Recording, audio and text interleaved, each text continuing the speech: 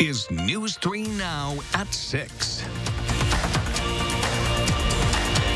Thank you for joining us. Wisconsin appears to be on the COVID-19 road to recovery. For the first time in more than a year, the percentage of positive tests statewide has fallen below 2%. In Wisconsin now, 42% of the population is fully vaccinated against the virus. That is nearly 2.5 million people. Right now, there are nearly as many people in the hospital for COVID in Wisconsin as there were in Dane County at the pandemic's peak last fall. It's the fewest number of cases Wisconsin hospitals have seen since the pandemic started. Gabriella Becerra joins us live to explain what that means for our local hospitals. Gabby? Well, local hospitals tell me it's a relief. It's a trend they've been waiting to see for more than a year, but they're not in the clear quite yet. Looking back to November, the peak of COVID, more than 2,200 people were in Wisconsin's hospitals sick with the virus. There were droves of patients coming in. They were very sick. They needed medical attention. Everyone was feeling, overwhelmed. Today, that number is down to 186. Locally, UW Health couldn't tell us exactly how many COVID patients it currently has, but the general trend is good. SSM has fewer than 5 patients. Unity Point Meritor has 8. It helps to reduce some of the anxiety, some of the concern, and it's just a really overall good feeling. Lower case numbers bring relief in more ways than one. For example, hospitals don't have to worry about running out of masks, gloves, and gowns. I think there is a feeling of security, knowing that there's enough PPE, there's enough resources, and that those can be ramped up or ramped down as the need arises. Some pandemic accommodations will stick around for the foreseeable future, like wearing masks and keeping COVID patients together. It's still very fluid. We'll continue to monitor how many hospitalizations we see in our direct community. Dr. Nasia Safdar says we're finally seeing this downward trend because of all pandemic protections, especially vaccines. The vaccinations have really been the key strategy out of this pandemic.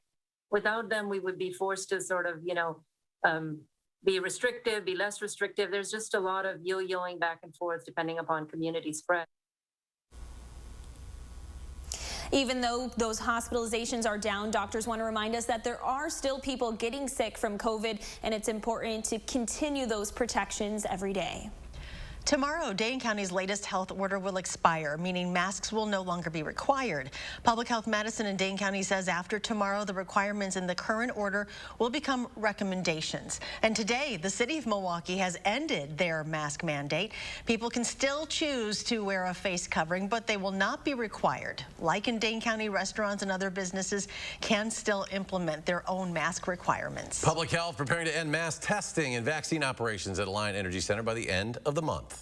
When we look at the usefulness of a mass vaccination site and a mass testing site, that demand and the effectiveness, because so many people have already been vaccinated, is going down. So we can start to wind down what was, being used at the peak of the pandemic. Public Health Madison Dane County has been using Alliant as a mass testing site since May of last year with help from the National Guard and also FEMA at different points. Public health officials say they'll be shifting efforts to existing spaces, including the South Madison Community Testing Site. Taking a look over downtown Madison, a beautiful way to start the shortened work week. It'll be warming up as well as the week goes on. Let's check your certified most accurate forecast. Here's Chief Meteorologist Gary Canalti. Gary? Well, Eric, the warmer temperatures are definitely on the way. The one thing that's missing is the rain. I think the rain chances will be pretty low. Let's start out by taking a look at the live view from the Queen Bee Radio Skycam at Platteville. Just a few fair weather cumulus clouds out there, but very little in the way of precipitation across Wisconsin. There are a couple of showers through the central part of the state, but those have stayed to the north of our viewing area. And right now, southern Wisconsin is rain-free. Temperatures are in the middle to upper 70s. La Crosse right now at 82 degrees, but even near Lake Michigan, temperatures are in the lower 70s. By tomorrow morning here in Madison, will drop to about 53 with partly cloudy skies. Tomorrow, look for a partly sunny and very mild day with a high temperature of 79. We'll hit the 80s for Thursday and be close to 90 by Friday, Saturday, Sunday, and Monday of next week. I'll have more in the forecast in just a few minutes. 4 years ago, we watched and waited with the community as first responders rushed to the Didion corn milling plant, responding to reports of an explosion. 5 people died and 14 others were hurt as a result of the dust-related incident. Today, Didion still hasn't paid $1.8 million in federal fines. Investigative reporter Naomi Coles has the story.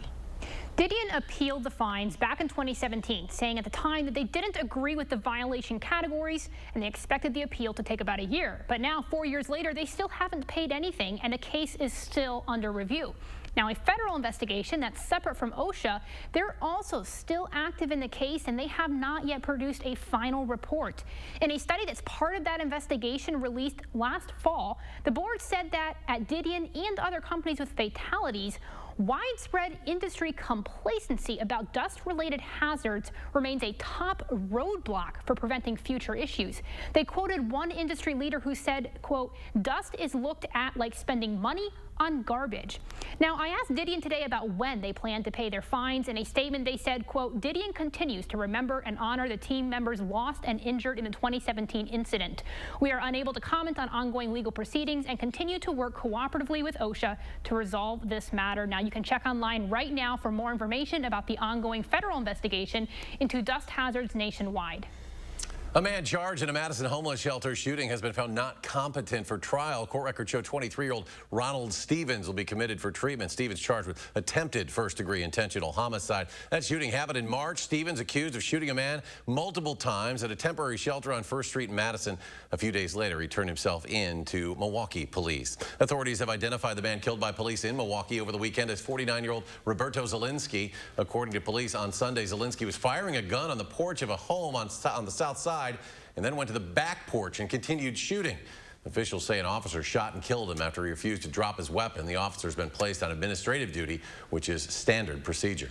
The city of Monona officially has a new police chief. Chief Brian Cheney Austin was sworn into office this morning. He was hired last month, beating out 23 other candidates. Before taking this new job, he was with Madison Police for 19 years.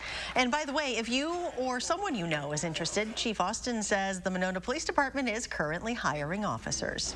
Check this out. A police chase in northwestern Wisconsin ended with the help of a herd of cattle. After about 13 miles of trying to evade police, a suspect steered right into a farm where some cows created a blockade.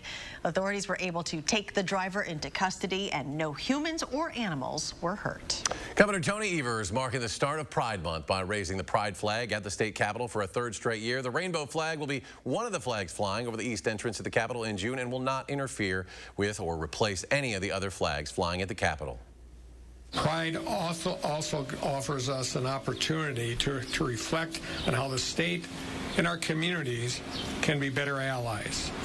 And my administration. The governor also signed 3 executive orders today. The first calls for the flying of the Pride flag over the Capitol during June and authorizing other state buildings in the state to do the same. The second directs state agencies to use gender-neutral language whenever possible. And the last prevents the use of state and federal funds for conversion therapy in minors. And over at the Madison Municipal Building, the Juneteenth flag is also being put on display. It'll be flying all month long. Juneteenth, which is recognized on June 19th, is also called Liberation Day or Emancipation Day, a holiday celebrating the end of slavery in the United States. The day is recognized as a state holiday or special day of observance in 45 states. During today's ceremony, Governor Evers says he isn't ruling out the possibility of vetoing the entire state budget currently being written by the Republican-controlled Legislative Committee. Earlier this year, the same committee voted to strike down nearly 400 items of the governor's proposed budget. And check this out. Some good news today. A U.S. Army veteran in Baraboo, Din DeLovos, is getting a new roof thanks to a national program in partnership with Habitat for Humanity. The Owens Corning Roof Deployment Project is a nationwide effort to show gratitude and honor to veterans who served. Since the inception of this program in 2016, more than 250 military members have received new roofs. And still to come tonight, the summer blockbuster season off to a good start. Now how local movie theater chains are preparing for a more normal summer. That's next.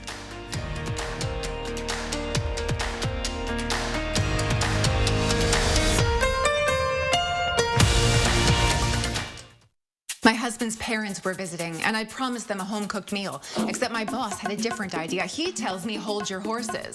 I call my husband, and I say, I'm slammed, and he's like, Quick Trip, and I'm like, bingo. At Quick Trip, I say, what's good tonight? And the Quick Trip guy is like, everything, but I go for the hand-breaded fried chicken, and I go, make that ×4. Being none the wiser, my mother-in-law is like, I always said she's a keeper. I'll run with that. Quick Trip, we got you covered. Attic Angel Community has earned a reputation as the one and only. But what's so memorable to the people who live here? It's good local heart. Interesting friends. The view from my window. Continuing education. The food. The amazing art studio. Happy hour. There are many reasons to love Attic Angel Community, but there's just one Attic Angel. Your heart is at the heart of everything you do. And if you have heart failure, there's a medicine specifically made for heart failure, Entresto. It's a heart failure medicine prescribed by most cardiologists. Entresto is proven superior at helping people stay alive and out of the hospital. Heart failure can change the structure of your heart, so it may not work as well. Entresto helps improve your heart's ability to pump blood to the body. And with a healthier heart, there's no telling where life may take you. Don't take Entresto if pregnant. It can cause harm or death to an unborn baby. Don't take Entresto with an ACE inhibitor or aliskiren, or if you've had angioedema with an ACE or ARB. The most serious side effects are angioedema, low blood pressure, kidney problems, or high blood potassium. Ask your doctor about Entresto for heart failure, and trust your heart to Entresto. You are watching News 3 Now at 6.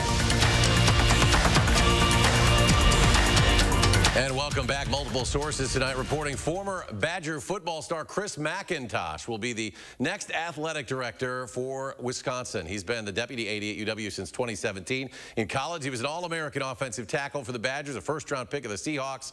He would take over for his old coach, Barry Alvarez, who announced in April he was retiring at the start of July. Well, Memorial Day weekend marks the start of the summer blockbuster season, and this year it's looking brighter for both moviegoers and movie theaters. Christina Lauria explains how local chains are preparing for a possible surge in crowds as Dane County's public health order ends in a matter of hours.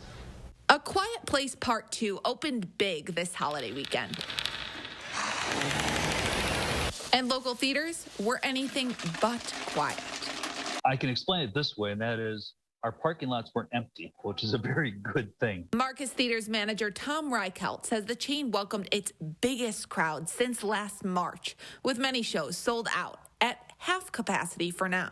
After 15 months of closures and changes, limited movie releases and less crowds. The faces on the guests walking in were prices. When Dane County's health order expires tomorrow, vaccinated guests will no longer have to wear masks. Marcus will use the honor system for that change. Theaters will no longer be capped at 50% occupancy either. We're making the decision to go to a 2-1-2 seating, meaning 2 seats, 1 space, 2 seats. Tom is optimistic Memorial Day was just a preview of what's coming soon and says that while this summer's films are good, we have Conjuring coming up, Peter Rabbit, In the Heights. The box office bounce back is even better. In Madison, Christina Lauria, News 3 Now. While Marcus will rely on the honor system for guests to remove their mask, showing your vaccination card can get you a free bag of popcorn. And still to come, a special send-off for a beloved longtime employee in the Dodgeville School District. We'll meet Ernie when we come back. And we have a warm week in store. Gary will have our full summer-like forecast next.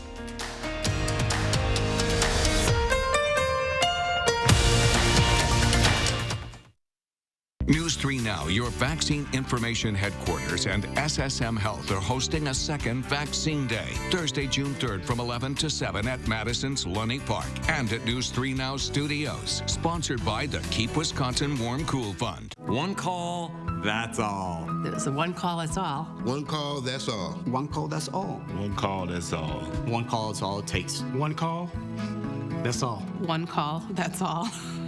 One call, that's all. Update your home's exterior with help from Menards. Protect your home with Atlas Roofing. Pinnacle shingles are durable and come with Scotch Guard Protector from 3M to maintain your roof's appearance. Right now, get 11% off on all Atlas shingles. Add an accent that looks like stone with Novik Stack Stone panels. They replicate the look of stone masonry with no mortar required. Save on your next update with 11% off all Novik Stack Stone panels. Save big money at Menards.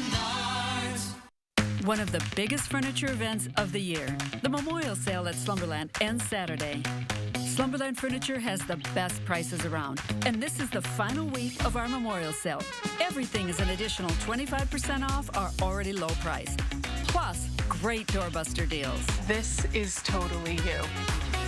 Oh, yeah, this is the winner. Well, hello, Slumberland. Get your look for less at the huge Memorial Sale at Slumberland. Ends Saturday. Who is USAA made for? It's made for this guy, a veteran who honorably served. And it's made for her. She's serving now. We made it for all branches and all ranks, whether they served one tour or made a career of it. We also made USAA for military spouses and their kids. USAA is easy to work with and can save you money on auto, home, and renter's insurance. Become a member today. Call us for a quote. USAA. What you're made of, we're made for. USAA. Clean, safe, fun. I was hoping daytime care for Mom would be like that. Oh, Grace's new center is so nice. Now, caring for Mom is so much easier. It's easier to manage my chemo side effects since a Grace Supportive Care came to see me.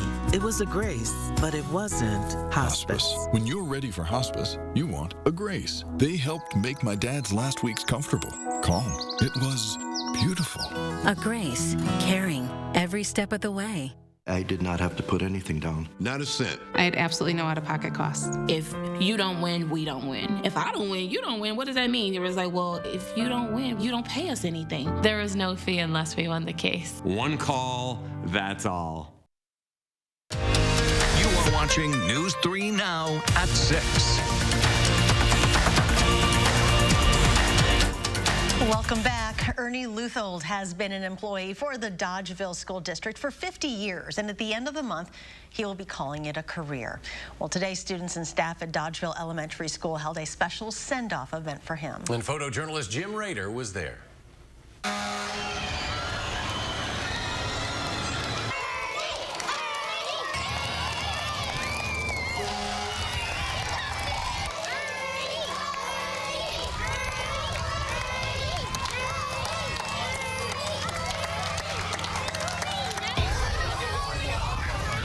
Fast. I mean, it really did.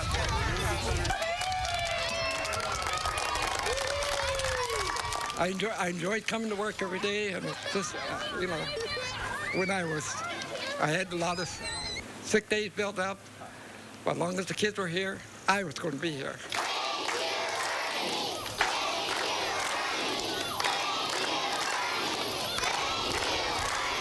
On behalf of the City of Dodgeville, Mayor Todd Novak, and the City Council members congratulate Ernie on his well-deserved retirement and commends him on his hard work, strength of character, and commitment to Dodgeville schools, the Dodgeville community, and his family, signed by myself.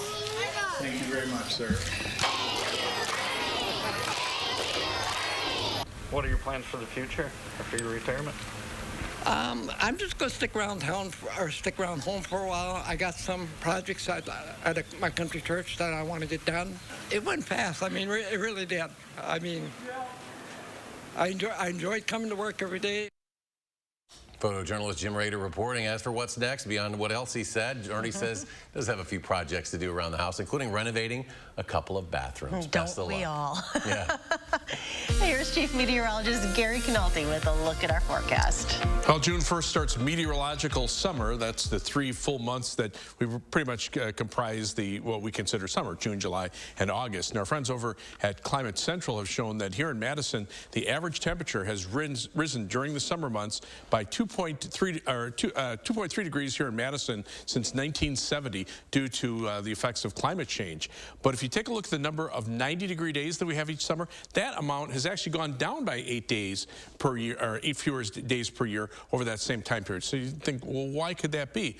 Well, the answer is pretty obvious. You take a look at the overnight low temperature, and they have risen by an incredible 5.2 degrees since 1970. And the reason for that is a little more cloud cover and more humidity, more moisture in the atmosphere. And that's because we've had some very wet periods with amounts of flooding through some of that time period. But in the drought months, then that's when we usually see those numbers start to spike. And if you take a look at the average summer temperatures over the last 50 years, with the exception of a little area in in the central part of the country, and that, again, is because of heavy rains and flooding for a number of years in that area. The rest of the country has seen temperatures climb, in some cases, in these darker red areas, by over 3 degrees just over the last 50 years. And you can see the effects that drought has on temperatures. These are current temperatures. The warmest temperatures in the northern, western, and eastern parts of the country. It's a little cooler in the nation's midsection. Even these temperatures in the 70s down toward Memphis and around 80 in Atlanta, those are below normal because it's been cloudy and rainy there.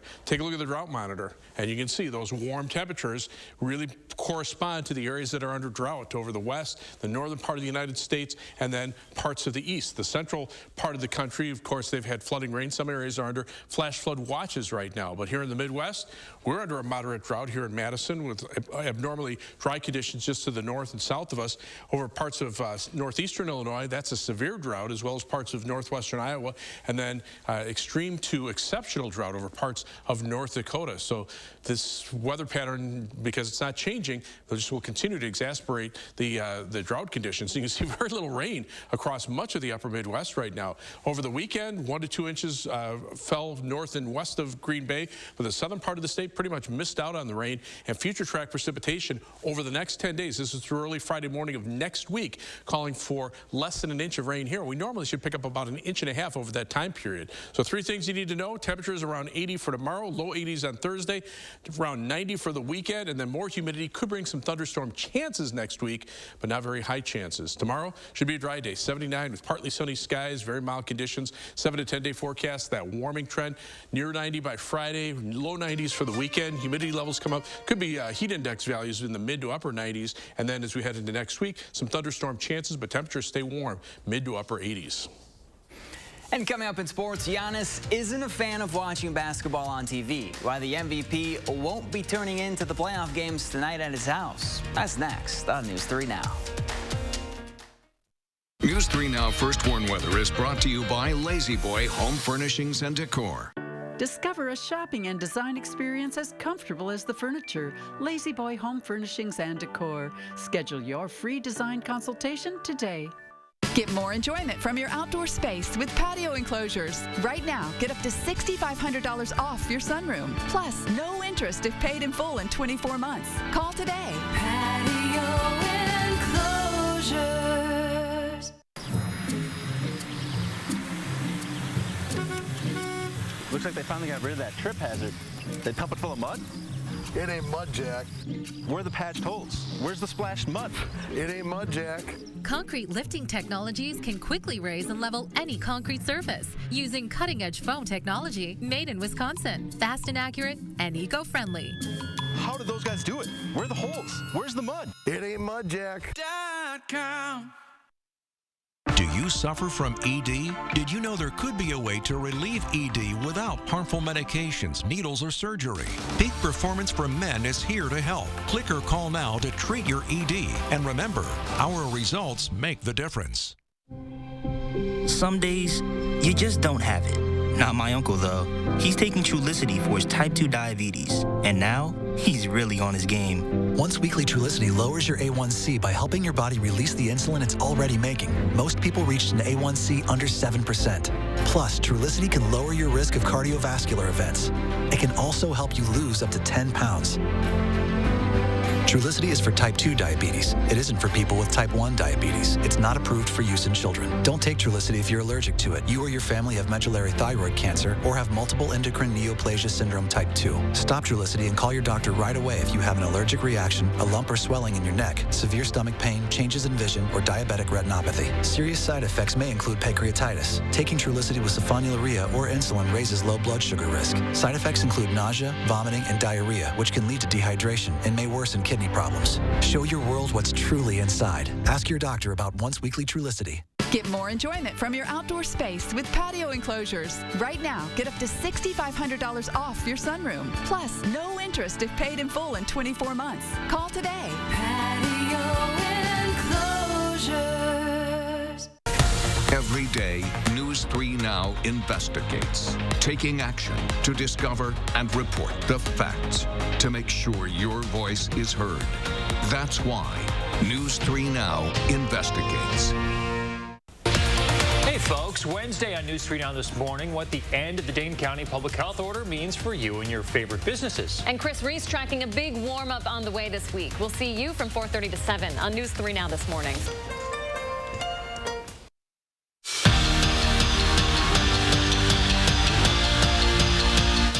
The search for Barry Alvarez's replacement appears to just be about over. Tomorrow morning, the UW Board of Regents is scheduled to meet and potentially approve a contract for a new AD, who, according to multiple reports, will be Chris Mcintosh. The Milwaukee native won back-to-back Big Ten and Rose Bowl championships and has been UW's deputy athletic director since 2017. Now remember, Alvarez's final day is June 30th. The Bucks could find out tonight who they'll face in the next round of the NBA playoffs if the Nets beat the Celtics in Game 5 of their series. So it's safe to say a lot of eyes in Milwaukee will be watching the game, but not Giannis. If he's not playing basketball, he's not watching basketball. In fact, he won't even have his phone with him tonight just in case he wants to keep an eye on that score. So I leave my phone in my room. I go sit on the couch with my son. I don't watch the games. Do not pay attention in basketball. All I care is about how can I get better, how can I help my team. And sometimes, you know, my girlfriend or my brother, like, they tell me about, hey, you know what, the Washington won last night. And then I'm like, hey, we're not talking about basketball in this house. Last week, the Madison Capitals selected 27 players in the USHL draft, and overall head coach Tom Upton was pleased on how the draft experience went. But it's no time to celebrate just yet because he expected to have a good draft. That was kind of the joke, like, all right, well, now that we're done staring at this board for the last 8 months, let's sit here and stare at the board some more, you know, because we're excited about the guys that are on there now. But yeah, I mean, you don't celebrate, you know, I'm not a big celebrator when it comes to stuff that you're supposed to do well. And after leaving yesterday's game early, Lorenzo Kane is back on the 10-day injured list with a strained right hamstring. Remember, Kane has already missed 3 weeks this year with a left quad strain. Since returning, though, he's been pretty productive in the batter's box, batting .250 with 5 RBI. Brewers close out their 2-game series with the Tigers tonight at 6:40. Gary, you see who he hit the home run on? Yeah, I noticed. I was very, yeah. Okay. Is that the only kind of highlights you have here? Yeah. They're so easy to find. Yeah, no kidding.